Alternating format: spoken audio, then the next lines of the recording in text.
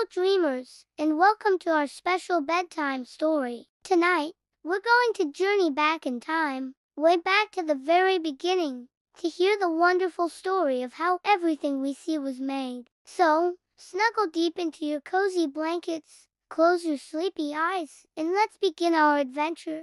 In the very beginning, before there were any twinkling stars in the sky, or green grass to tickle your toes, or even a bright, warm sun to say good morning to, there was nothing but darkness. It was a quiet and empty place. But God was there, and God had a beautiful plan. On the very first day, God said, "Let there be light." And just like that, with his powerful words, a brilliant, beautiful light shone through all the darkness. God saw that the light was good, and he separated it from the darkness. He called the light day, and the darkness he called night, and that was the end of the first day. Can you imagine? The very first sunrise and sunset. On the second day, God looked at all the water everywhere and said, "Let's make a space in the middle of the water." And so, he created a great big space above the waters. He called this space sky.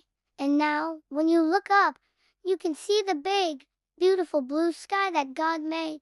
A giant canopy stretching over the whole world. It was a perfect place for fluffy clouds to float and for birds to one day fly. God saw his work and knew it was good. On the third day, God had another amazing idea. He said, "Let the water under the sky gather into one place, and let dry ground appear." And suddenly, the waters swooshed together to form big oceans and sparkling seas, and out popped the dry land.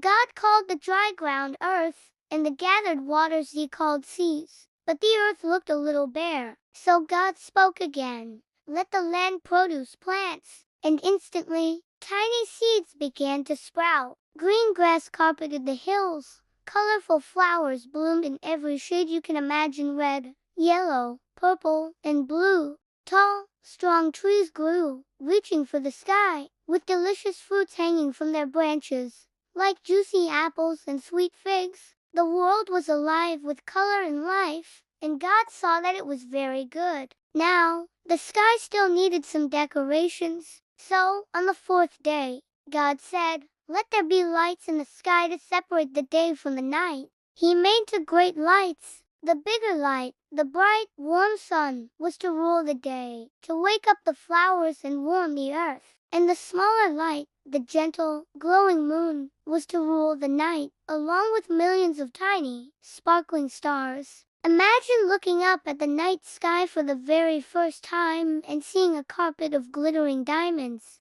It must have been breathtaking. God placed them all perfectly in the sky, and he saw that it was good. On the fifth day, the world was beautiful, but it was also very quiet. So God said, "Let the water be filled with living creatures, and let birds fly above the earth across the sky." And with his words, the seas came alive. Tiny fish with shimmering scales, giant whales that sang deep songs, playful dolphins that leaped through the waves. The oceans were teeming with life. And in the sky, birds of all kinds took flight. Eagles soared high above the mountains, little sparrows chirped happily in the trees, and colorful parrots flew through the forests. The air was filled with the sounds of splashing and singing.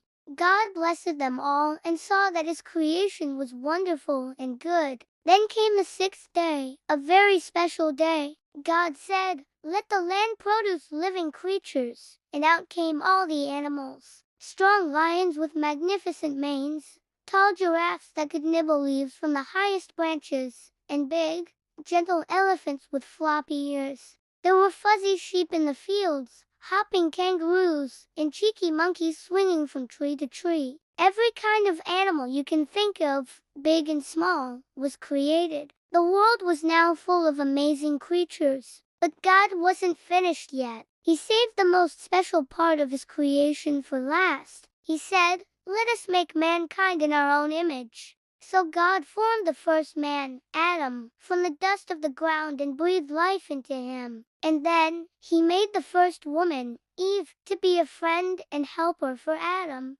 God gave them a beautiful home, a garden called Eden, filled with everything they could ever need. He asked them to take care of the beautiful world and all the animals he had made.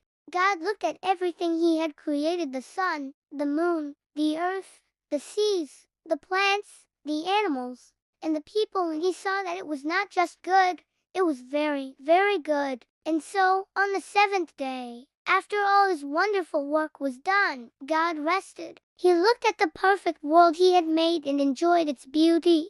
This is why we also have a day to rest, a day to enjoy our families and think about all the good things in our lives. Every time you see a beautiful sunset, or a tiny ladybug, or a tall tree reaching for the sky, you can remember this story. You can remember that it was all part of God's great and loving plan. He made this wonderful world for us to live in and enjoy. And now, my little one, just as God rested, it's time for you to rest too. Close your eyes and dream of sparkling stars, colorful flowers, and playful animals. Know that you are loved and cherished, just like every part of God's amazing creation. Sleep tight and have the sweetest of dreams.